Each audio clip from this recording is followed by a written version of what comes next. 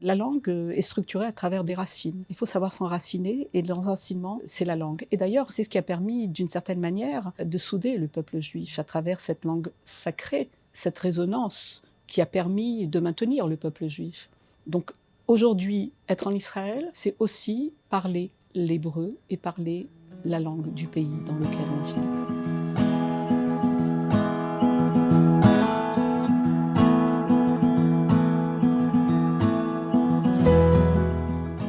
Simone Oana, bonjour.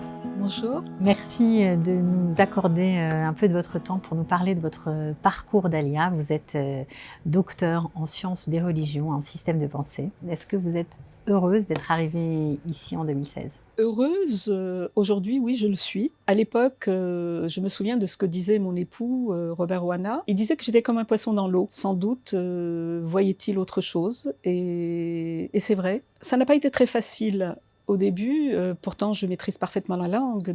Mais justement, c'est ce regard d'être dedans et dehors qui permet de voir les difficultés. Mon mari était dialysé et donc un jour sur deux, on était à Ichilov et on est confronté au système médical. Ça n'a pas été très facile parce qu'on disait Mimetapel Bataillard. Ça me dérangeait énormément parce que je disais, dans un pays où je maîtrise la langue et arriver et voir ce regard, d'une part où la plupart parlent russe, et alors que moi je parlais la langue, donc ça crée quelques différends. Mais avec le temps, nous avons communié et nous avons fini par bien nous entendre et je leur dois, il faut le reconnaître, beaucoup. Mais ça m'a permis de connaître le système. Finalement, c'était une plongée dans le grand bain. C'était plonger dans la réalité, voilà. Et c'est ce qui me permet aujourd'hui justement d'accompagner et d'aider les gens parce que je bénéficie de cette expérience. Alors, vous avez fait beaucoup de choses. Vous avez créé, lorsque vous étiez en France, une association qui s'appelait ASOC, voilà, où la langue hébraïque était au cœur de vos projets. Vous allez nous en dire un petit peu plus. Et puis aujourd'hui, vous êtes présidente de la MAFTA, maison francophone de Tel Aviv. On comprend que vous ne pouvez pas rester inactive, que vous avez beaucoup à apporter à cette société israélienne. Vous avez apporté parce que c'est votre nature d'aider les autres ou parce que aussi vous aimez et vous savez observer? Être un observateur, c'est indéniable, mais c'est pas parce qu'on est observateur qu'on aide. Mais c'est vrai qu'il y a quelque chose qui est plus fort, qui est instinctif, qui est celui d'accompagner les autres. Je l'ai fait avec ma mère, je l'ai fait avec mon mari. Et d'une certaine manière, une fois qu'il n'était plus, ben, la communauté, par un concours de circonstances, a fait qu'il me tendait les bras et j'ai saisi inconsciemment l'occasion. Et c'est ce qui m'a menée à la situation dans laquelle je me trouve aujourd'hui. Alors pourtant, vous n'étiez pas communautaire. Ah non, pas du tout. Mes frères me disaient, tu es en dehors. C'est vrai qu'il faut une certaine distanciation pour observer les gens et écrire l'histoire des Juifs. Ben, il faut une certaine distanciation, un certain regard. Et puis une déconstruction aussi également. Ce qui n'est pas toujours très facile par rapport à ceux qui sont toujours dans le moule. Qu'est-ce qui vous relie à Israël? Je suis née rue de Jérusalem, le lieu de ma naissance, à Meknes, Maroc. Ça, c'est quelque chose de fort, ce que j'appelle des empreintes identitaires. Et en même temps, en plongeant dans l'histoire de ma famille, il y a un des frères de mon grand-père qui a émigré au XIXe siècle à Tibériade. Donc c'est certainement quelque chose qui est tout à fait ancré. Et je me souviens, étant toute petite, de l'apprentissage de la langue hébraïque. Au Maroc. Au Maroc. Et c'est quelque chose qui est très doux dans mes souvenirs.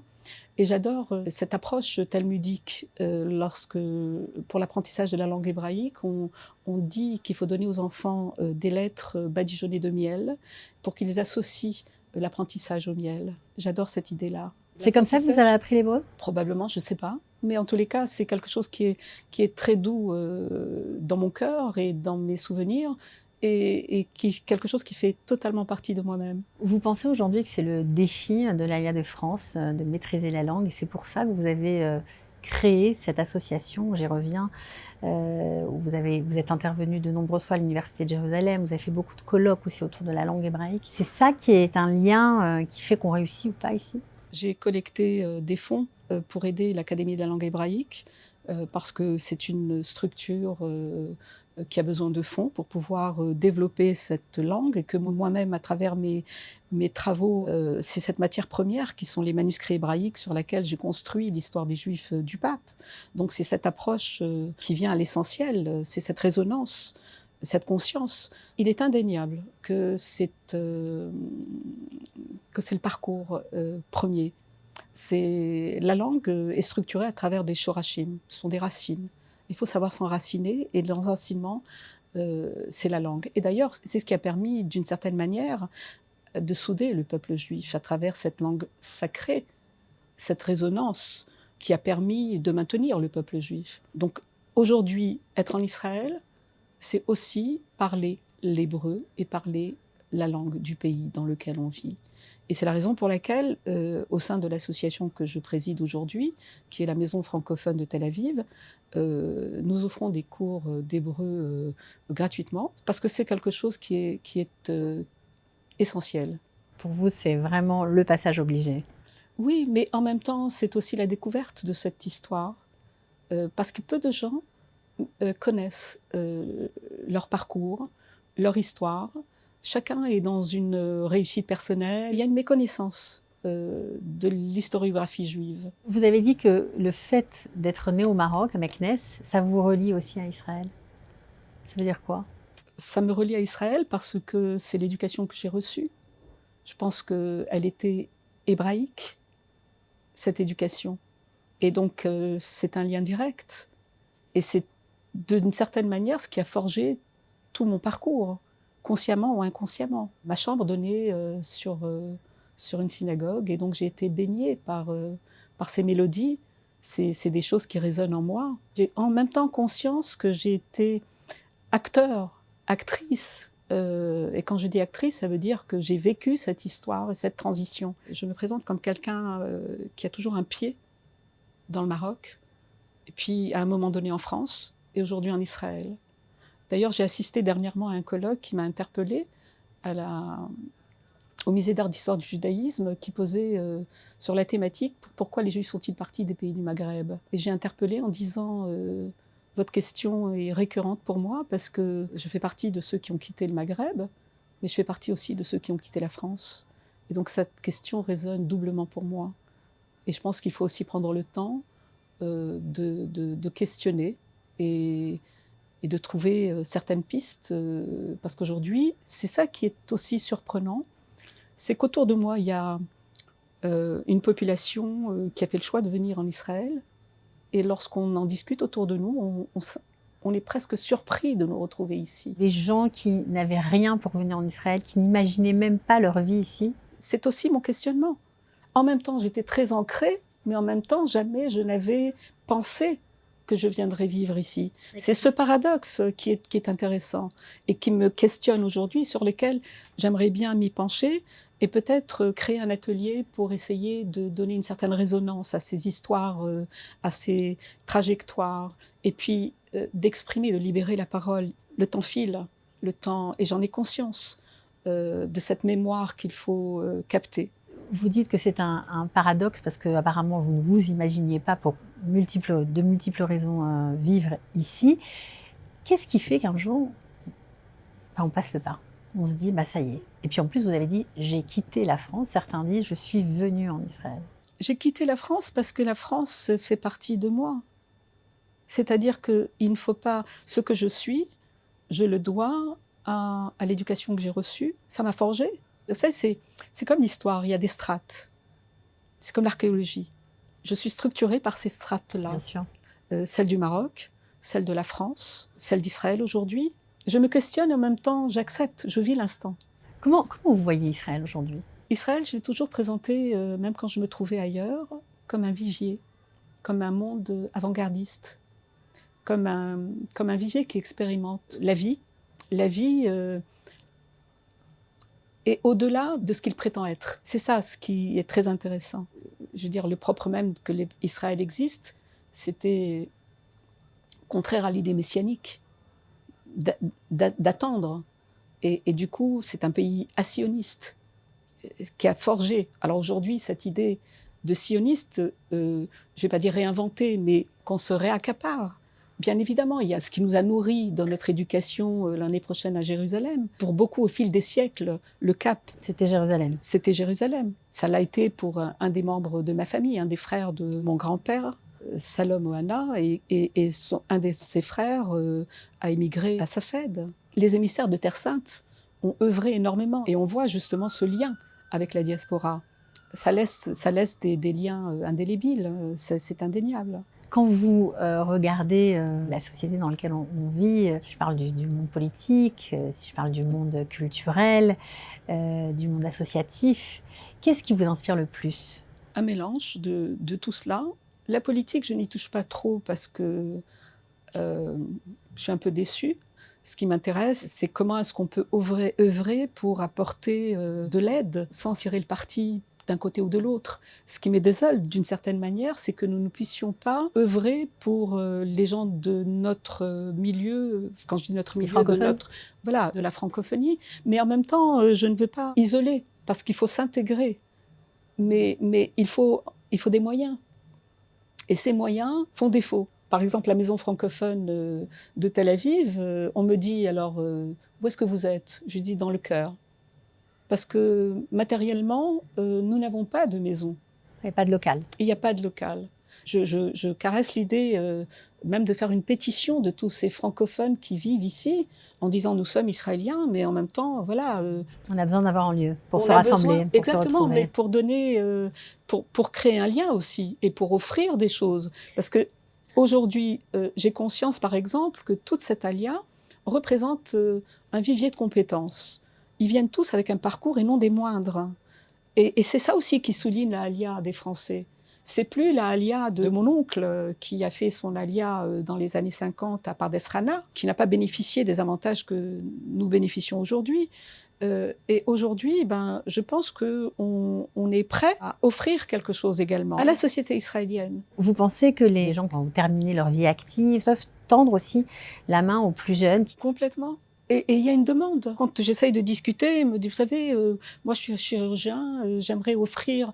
Et là, il y a une difficulté pour le corps médical, à la retraite, de venir proposer ses services dans le système israélien.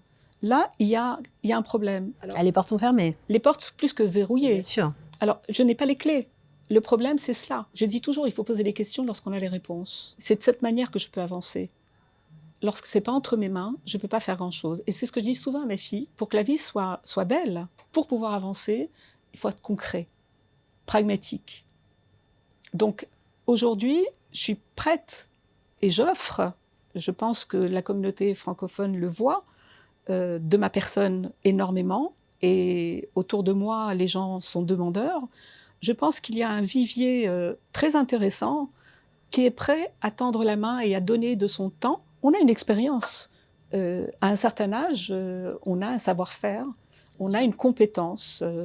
Et cette compétence, c'est pas parce qu'on est à la retraite qu'elle n'existe pas. Bien sûr.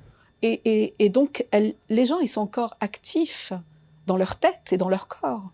Ils ont besoin de donner du sens à la vie. Et donner du sens, ça s'inscrit tant vis-à-vis des francophones que vis-à-vis des Israéliens.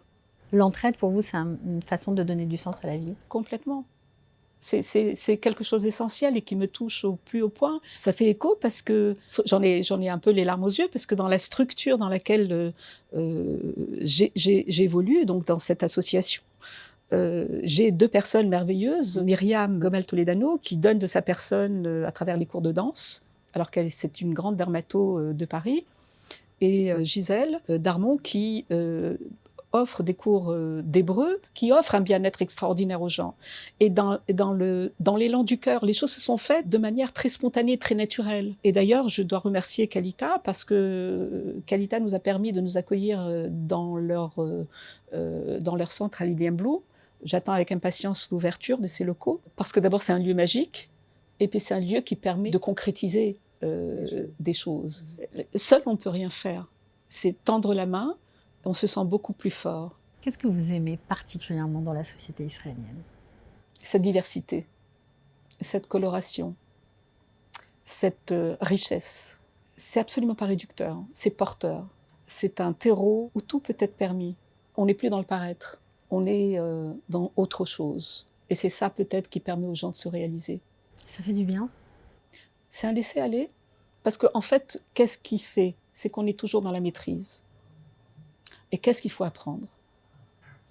À permettre aux choses de naître en nous, et pour que ces choses puissent naître, il faut savoir lâcher prise. On apprend ça en Israël? Inconsciemment, oui. En tous les cas, c'est ce qui permet aux choses et à des personnes de rebondir, de rebondir dans le côté le plus positif de la chose, c'est-à-dire de permettre une certaine créativité. D'un côté, il y a tout ça. D'un autre côté, il y a aussi la situation sécuritaire qui fait qu'on a peur. Est-ce que vous avez connu ce genre de sentiment ou pas? La peur n'a jamais été là. C'est drôle parce que je me souviens d'un de mes premiers articles que j'ai écrit en 1983 sur la guerre du Liban, qui est paru dans Sillage. À l'époque, c'était une gamine française qui se faisait interpeller dans les institutions françaises en disant regarde ce qui s'est passé dans ton pays. Et moi, je disais qu'est-ce qui s'est passé en France? Je dis non, Israël. Donc, étrangement, en tant que Française, on me ramenait à Israël. Et quand j'ai créé l'association l'ASOC, pour avoir le CERFA, il fallait voir les autorités et ils m'ont dit, mais vous parlez de la Palestine? Et je leur dis, mais pourquoi vous me mettez sur un terrain, un terreau qui n'est pas le mien? Qui vous parle de Palestine? Je suis en France et je vous parle du patrimoine hébraïque français. La Bible a été traduite en un certain nombre de langues et l'hébreu, notamment des Juifs du Pape, donc celui que je côtoie, c'est le terreau provençal.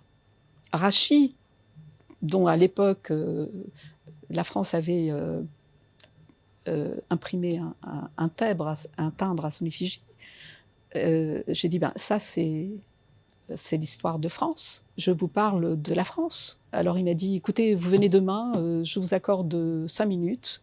On est resté 2 heures en train de parler. Je suis repartie avec mon papier d'autorisation de CERFA. En tant que Française, on me projetait sur un terreau qui n'était pas le mien. Moi, j'étais une citoyenne française qui m'intéressait probablement à ce qui se passait en Israël, mais de très loin. C'était pas le lieu où je vivais, c'était pas...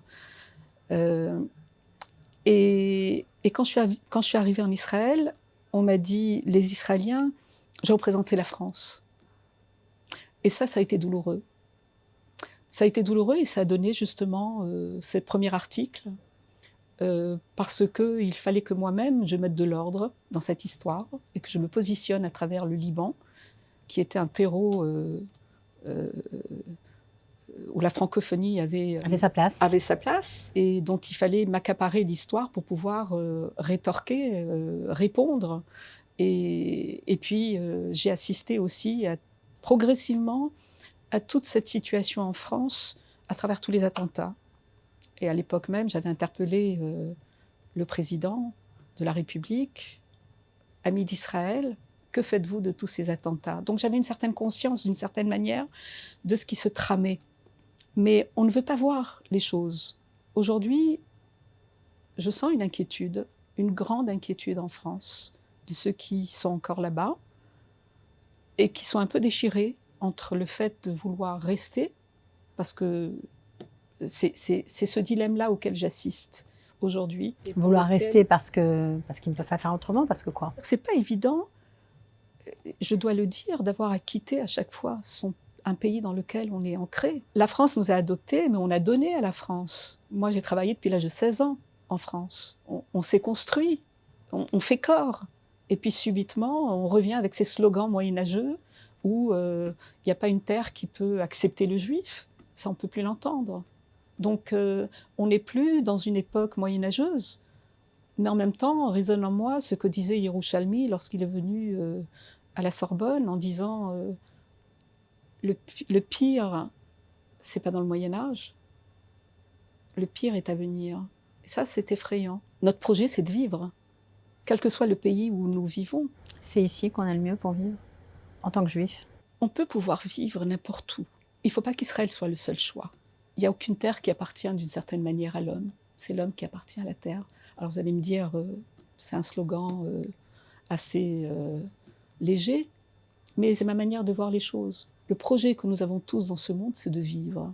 Et c'est ça que l'on doit essayer de garder en mémoire, quelle que soit notre religion. Lorsqu'on a choisi de vivre en Israël, bien sûr, c'est quelque chose d'important, qui a du sens et qui permet, comme je l'ai dit, de pouvoir se réaliser. Mais il ne faut pas que ce soit un non-choix.